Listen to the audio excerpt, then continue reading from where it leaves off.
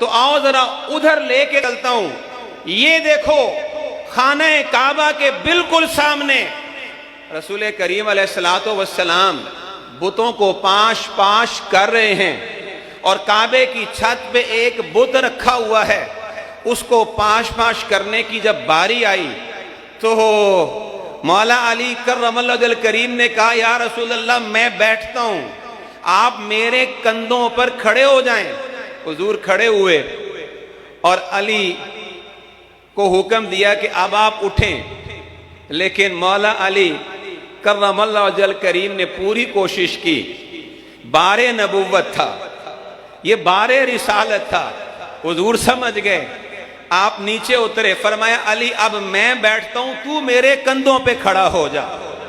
پھر حضور اٹھے تو علی کو حکم ہوا کہ آپ یہ بت توڑ دیں، یہ بت آپ توڑ دیں. ویسے میں اکثر جگہوں پہ جب یہ حدیث بیان کرتا ہوں تو اس کا مغز میں یہ بیان کرتا ہوں کہ جو سب سے بڑا بت تھا اس کو توڑنے کے لیے علی کو کندھوں پہ حضور نے سوار کروایا، اور سوار کر کے فرمایا کہ اس کو آپ توڑیں. یہ اشارہ اس بات کی طرف تھا کہ ہر زمانے کا جو بھی بڑا بت بن کے ابھرے گا اللہ کے فضل سے یا اسے علی توڑے گا یا علی کا بیٹا توڑے گا.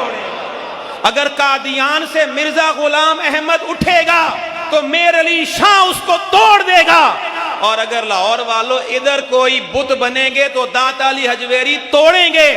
اس زمانے کے جو فتنے بت بن رہے ہیں، میرا ایمان ہے میرے شاہ جی علی کے بیٹے ہیں، وہ توڑ دیں گے. اور ہر طرف پھر حیدر حیدر کی صدا گونجے گی، اس لیے کہ جہاں جہاں حیدر حیدر ہوگا وہاں پھر اللہ کے وجہ سے نہ کوئی بت باقی رہے گا نہ کوئی شرک باقی رہے گا. تو